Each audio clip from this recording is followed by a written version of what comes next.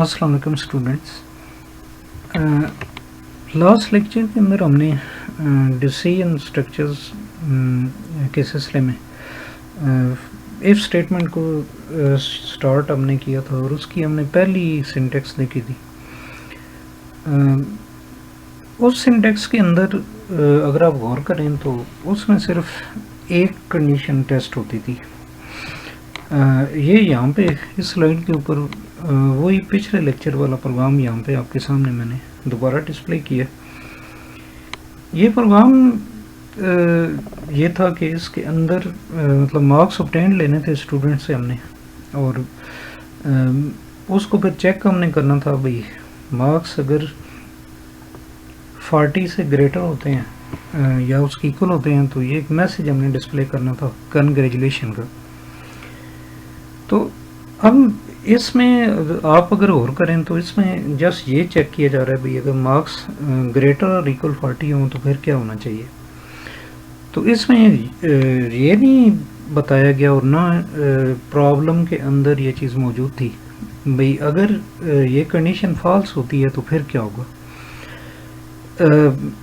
मसला ये है कि ये जो सिंटेक्स है, जो फर्स्ट सिंटेक्स है इफ़ की, एक ही कंडीशन टेस्ट हो सकती है। तो दूसरी कंडीशन के लिए या तो कोई ख़ास तरीका हमें इस्तेमाल करना पड़ेगा या फिर किसी नेक्स्ट अगली सिंटेक्स की हमें बात करनी पड़ेगी। मिसाल के तौर पे यहाँ पे आप देखें कि अगर फ़र्ज़ करें ये वाला प्रोग्राम इस तरह हो भाई अगर मार्क्स हैं वो 40 या उससे अबव हैं तो फिर एक मैसेज डिस्प्ले होना चाहिए कंग्रेचुलेशन। अदरवाइज दूसरी सूरत में अगर ये 40 या उससे अबव ना हो तो फिर एक और मैसेज डिस्प्ले होना चाहिए sorry better luck next time. तो अगर हम इसको इस तरह यहाँ पे लिखें, ये जैसे येलो हाईलाइट मैंने यहाँ पे किया है, तो इस पे आप गौर करें तो हम ये कह रहे हैं भी if marks obtain greater than और इक्वल टू 40 तो प्रिंट एफ कंग्रेचुलेशंस, और उसके बाद हमने लिख दिया है भी print F backslash sorry better luck next time, और उसके बाद गेट जार है। अच्छा, इस तरीके से हमने ये लिख तो दिया है यहाँ पे मैसेज, ये दूसरा मैसेज भी, लेकिन इस केस में मसला ये बनेगा क्योंकि आप देखें जो जर्नल एक अप्रोच होती है किसी भी प्रोग्राम की, वो हमने कंट्रोल स्ट्रक्चर्स के टॉपिक के अंदर हमने देखा था भाई जो सीक्वेंस स्ट्रक्चर होता है, जो हमारा पहला जो स्ट्रक्चर है जो बाय डिफ़ॉल्ट जो सिंपल एक वे ऑफ एग्जीक्यूशन होता है, किसी भी प्रोग्राम का जो एक डिफ़ॉल्ट ऑर्डर ऑफ एग्जीक्यूशन होता है जिसको हम सीक्वेंस स्ट्रक्चर भी कहते हैं, वो क्या होता है भाई प्रोग्राम के अंदर हर स्टेटमेंट ने चलना ही चलना है अनलेस अदरवाइज हम कोई इफ़ वगैरह उसके अंदर यूज़ ना करें या फिर हम कोई लूपिंग स्ट्रक्चर यूज़ ना करें तो उस प्रोग्राम की हर स्टेटमेंट ने चलना ही चलना होता है। अब यहाँ पे आप अगर गौर करें तो हमारा जो प्रोग्राम है वो जब एग्जीक्यूट होना शुरू होगा तो यहाँ से स्टार्ट होगा हैश इंक्लूड stdio.h, उसके बाद फिर मेन और देन फिर ये वेरिएबल की डिक्लेरेशन है इसको वो करेगा, फिर उसके बाद वो प्रिंट एफ स्कैन एफ की स्टेटमेंट एग्जीक्यूट करेगा। यहाँ पे जब आएगा तो इधर वो चेक करेगा कि जो मार्क्स ऑब्टेन्ड है वो ग्रेटर और इक्वल 40 हैं या नहीं है।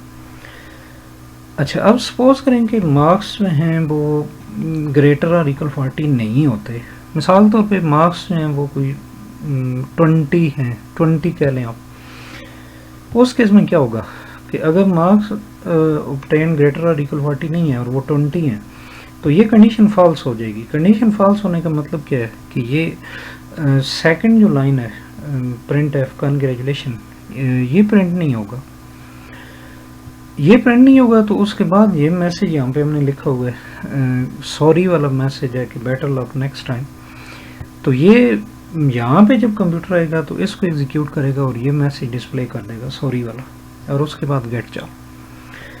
अब अगर देखा जाए तो ये प्रोग्राम वैसे हमें सही लग रहा है, यानी इसमें इस तरीके से अगर देखा जाए तो कोई प्रॉब्लम हमें नहीं लग रहा। लेकिन सपोज करें कि मार्क्स हैं वो 20 नहीं है, मार्क्स 60 हैं। अब क्या होगा, अब ये कंडीशन ट्रू हो जाएगी। ट्रू होगी तो जाहिर है कि कंग्रेचुलेशन का मैसेज प्रिंट होगा। लेकिन इसके बाद जब कंप्यूटर नेक्स्ट लाइन पे आएगा तो according to the rules of sequence structure उसने इस स्टेटमेंट को भी करना ही करना है, ये जो प्रिंट है sorry better luck next time है। क्योंकि ये जो स्टेटमेंट है ये इस इफ़ की रेंज के अंदर तो है ही नहीं। अगर इसकी रेंज के अंदर होती तो फिर हम यहाँ पर ब्रेसेस लगाते। वो याद करें मैंने आपको बताया था भैया एक इफ़ स्टेटमेंट के अंदर एक से ज़्यादा स्टेटमेंट हमने देनी हो तो फिर हमें क्या करना पड़ेगा कि हमें ब्रेसेस लगानी पड़ती हैं। लेकिन यहाँ पे ब्रेसेस भी नहीं है, और अगर ब्रेसेस ना हो किसी भी कंट्रोल स्ट्रक्चर के साथ उसका मतलब ये होता है भी फिर कंप्यूटर उसका जो मतलब लेता है वो यही लेता है भी उसके फ़ौरन बाद जो एक स्टेटमेंट लिखी हुई है उसको मैंने चलाना है। तो वो बस इसको चेक करेगा कि ये कंडीशन ट्रू है, ठीक है, तो वो कंग्रेचुलेशन को प्रिंट कर देगा। और जब नेक्स्ट लाइन पे आएगा तो वो इसको भी प्रिंट कर देगा, sorry better luck next time. तो अब ये एक अजीब सी सूरत हाल बन जाएगी कि दोनों ही मैसेजेस कंग्रेचुलेशन भी और सॉरी भी दोनों ही डिस्प्ले हो रहे हैं।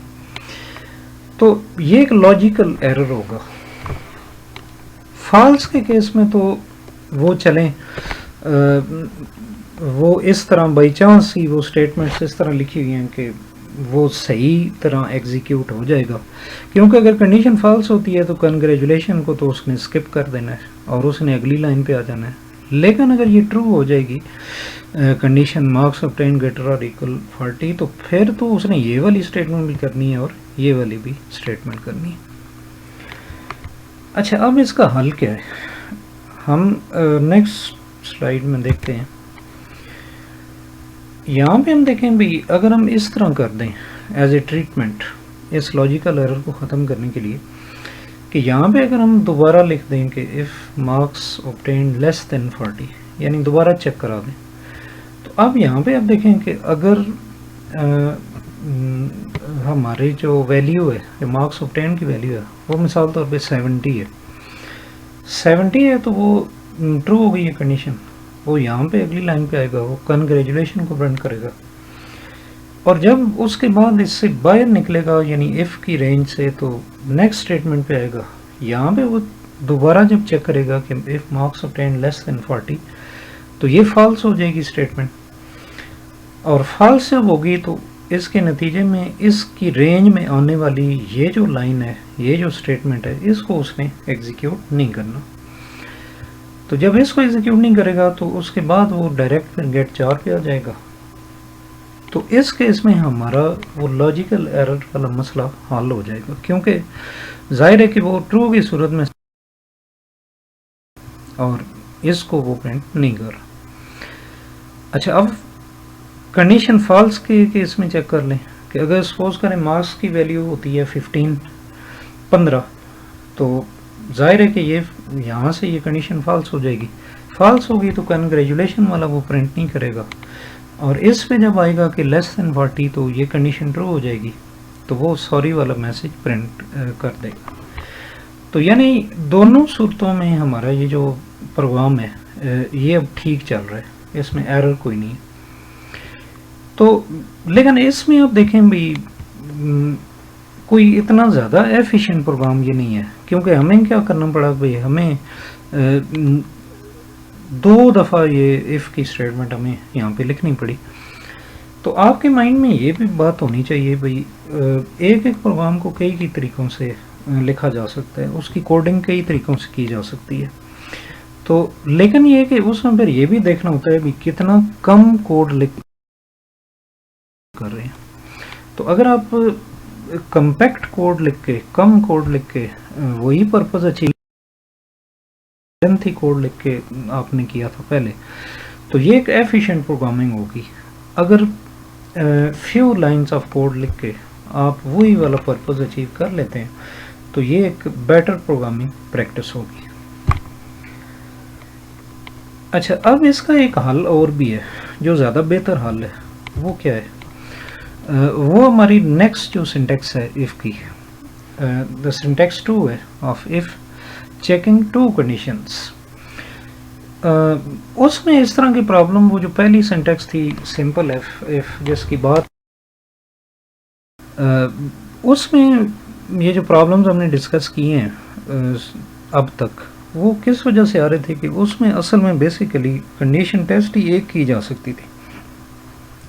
लेकिन अब यहाँ पे इसके जो नेक्स्ट एक सिंटेक्स है इफ़ एल्स की सिंटेक्स, जिसे सिंटेक्स 2 हम कहते हैं, या इफ़ विद एल्स स्टेटमेंट, तो इसमें हम दो कंडीशन को चेक कर सकते हैं। अब देखें सिंटेक्स 2, इफ़ कंडीशन स्टेटमेंट 1, यानी अगर कंडीशन जो है ट्रू होगी तो स्टेटमेंट 1 एग्जीक्यूट की जाएगी, और एल्स अदरवाइज स्टेटमेंट 2 एग्जीक्यूट की जाएगी।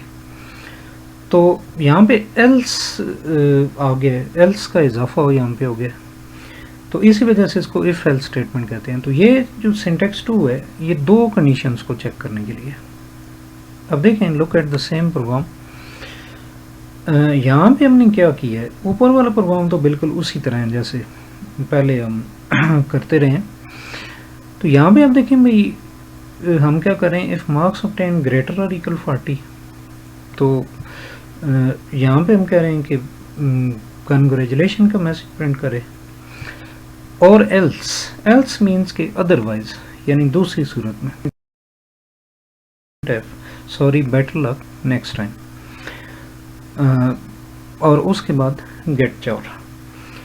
तो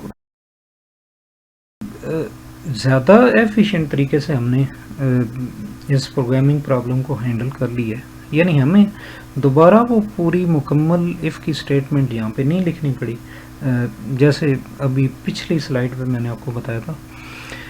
तो यहाँ पे जस्ट एल्स लिख के हमने वो मसला हल कर लिया है, यानी वो चेक करेगा कि अगर कंडीशन ट्रू है, मार्क्स ग्रेटर और इक्वल 40 हैं, तो कंग्रेचुलेशन का मैसेज प्रिंट कर देगा। और अगर ये कंडीशन फॉल्स होती है, मतलब मार्क्स हैं वो ग्रेटर और इक्वल 40 नहीं है, फॉर एग्जांपल 10 है, तो वो फिर क्या सूरत में, यानी अदरवाइज की सूरत में जो स्टेटमेंट लिखी हुई है, यानी print F sorry better luck next time, इसको वो एग्जीक्यूट कर देगा।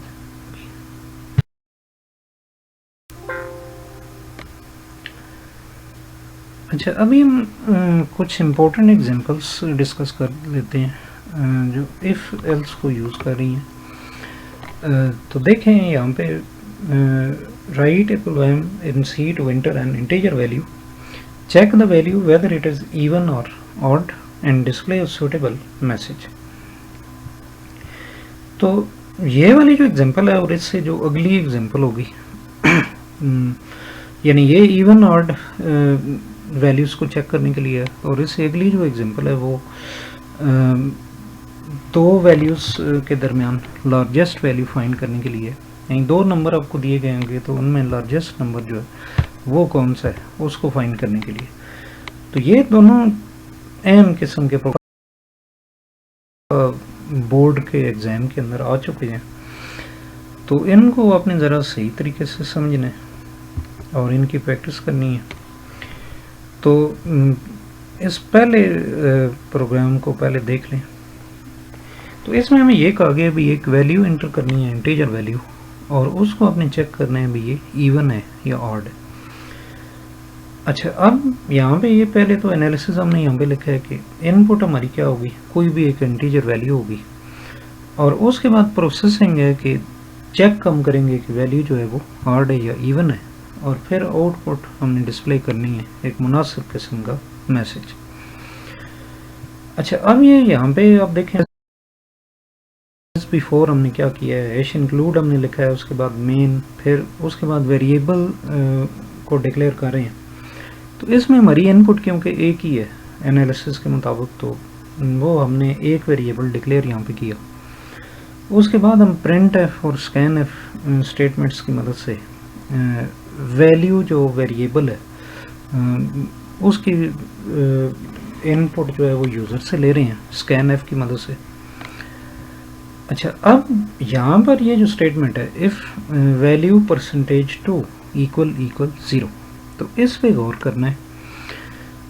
इसको देखें तो हम असल में क्या कर रहे हैं, ये जो रिमाइंडर ऑपरेटर होता है या मॉडुलस ऑपरेटर होता है, तो इसको हमने वो पिछले लेक्चर्स में हमने देखा था जब हम ऑपरेटर्स को डिस्कस कर रहे थे कि ये मॉडुलस ऑपरेटर या रिमाइंडर ऑपरेटर क्या करता है, हमें दो क्वांटिटीज़ को डिवाइड करके तो उनका जो रिमाइंडर आता है वो रिटर्न करता है। तो यानी अगर आप मिसाल तौर पे 13% आप लिखें तो उसका रिमाइंडर 1 आएगा।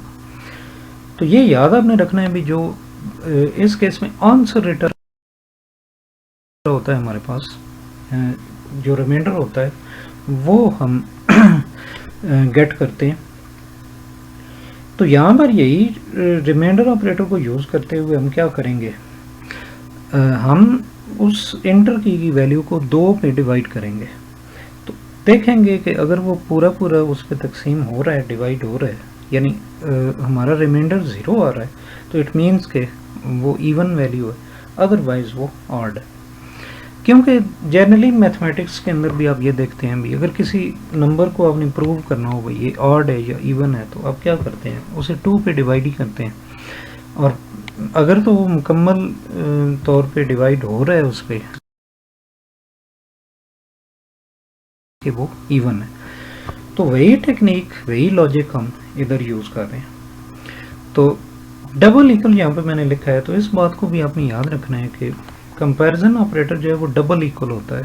सिंगल इक्वल याद रखें, यहाँ पे अगर आप लिखेंगे तो एरर आ जाएगा, सिंटैक्स एरर होगा, क्योंकि वो असाइनमेंट ऑपरेटर है।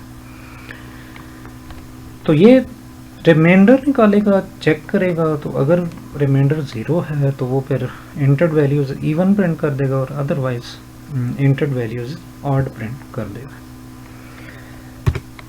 इन the same way next program में आप देखेंगे, write a program in C to enter 2 numbers, check and print the largest number.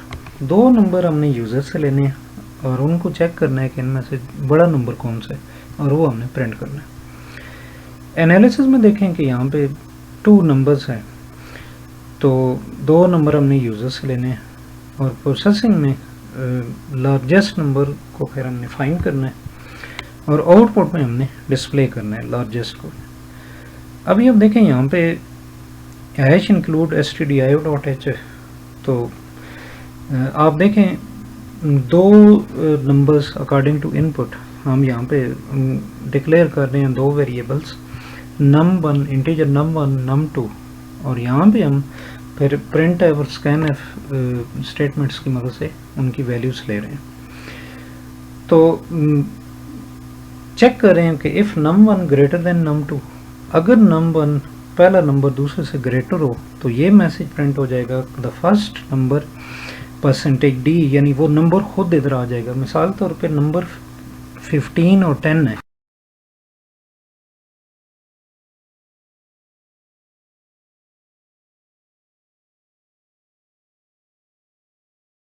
First number 15 is the largest, और आगे कॉमा के बाद हमने उसका वेरिएबल यहाँ पे लिखा है। तो एल्स